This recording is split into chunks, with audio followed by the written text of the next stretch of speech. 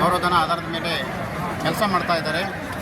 ಈ ಸುಮಾರು 17 ವರ್ಷಗಳಿಂದ ಇವರಿಗೆ ಕನಿಷ್ಠ ವೇತನ ಜಾರಿ ಮಾಡದಿರುವುದು ಸರ್ಕಾರದ ಒಂದು ದುರದೃಷ್ಟ ಸಂಗತಿ.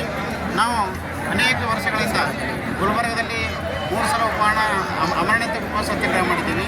ಬೆಳಗಾವಿ ನಗರದಲ್ಲಿ ಸಚಿವ ಸಂಪುಟ ನಡೆದಾಗ ಅಲ್ಲಿ ಅಮರಣತೆ ಉಪವಾಸ ಸತ್ಯಾಗ್ರಹ ಮತ್ತು ಧರಣಿ ಸತ್ಯಾಗ್ರಹ ಮಾಡಿದ್ದೀವಿ.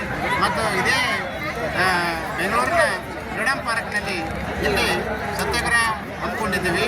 ಮತ್ತು ಹೋದ ಸಲ ಸರ್ಕಾರದ BJP ಸರ್ಕಾರ ಇದ್ದಾಗ ಈಗಿನ ಮುಖ್ಯಮಂತ್ರಿಗಳು ವಿರೋಧ ಪಕ್ಷದ ನಾಯಕರಾಗಿ ಕೆಲಸ ಮಾಡ್ತಾ ಇದ್ದರು.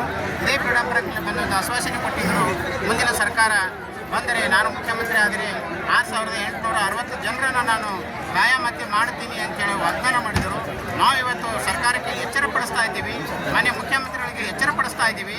ನೀವು ಕೊಟ್ಟಂಥ ವಾಗ್ದಾನ ಎಲ್ಲಿ ಹೋಯಿತು, ನೀವು ಕೊಟ್ಟಂಥ ಒಂದು ವಚನ ಎಲ್ಲಿ ಹೋಯಿತು, ಅದಕ್ಕೆ ನೀವು ಮಾನ್ಯ ಮುಖ್ಯಮಂತ್ರಿಗಳಿಗೆ ನೀವು ವಚನ ಭ್ರಷ್ಟರಾಗಬೇಡಿ.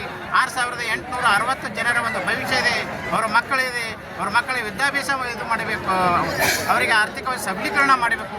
ಅದಕ್ಕಾಗಿ ಮಾನ್ಯ ಮುಖ್ಯಮಂತ್ರಿಗಳು ತಾವುಗಳು ಎಚ್ಚರಗೊಂಡು ಈ 6800 ಜನರನ್ನು ಕಾಯಮಾತಿಗೊಳಿಸಬೇಕೆಂದು ಈ ತಮ್ಮ ವಾಹಿನಿಯ ಮೂಲಕ ನಾನು ಸರ್ಕಾರಕ್ಕೆ ಎಚ್ಚರಪಡಿಸ್ತಾ ಇದ್ದೀನಿ.